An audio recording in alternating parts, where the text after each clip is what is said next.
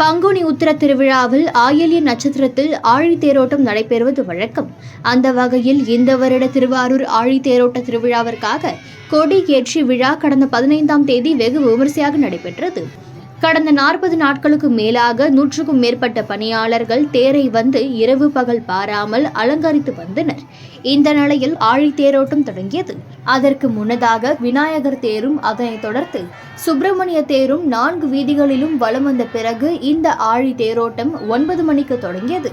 அதனைத் தொடர்ந்து வந்து அம்பாள் தேடும் சண்டிகேஸ்வரர் தேரும் பின்தொடர்ந்து சென்றது. பஞ்சவாத்தியங்கள் முழங்க பக்தர்கள் அருரா தியாகேசா என முழக்கங்கள் இட்டவாறு இந்த ஆழித்தேரை இழுத்தனர்.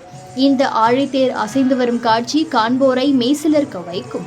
இந்த ஆழித்தேர் காலை 9 மணிக்கு தொடங்கி கீழ வீதி, தெற்கு வீதி, மேல வீதி, வடக்கு வீதி வழியாக மீண்டும் அதே இடத்திற்கு சரியாக 6 மணிக்கு வந்து நிலையை அடைந்தது. இந்த ஆழித்தேரோட்டத்தால் திருவாரூர் விழா கோலம் பூண்டது.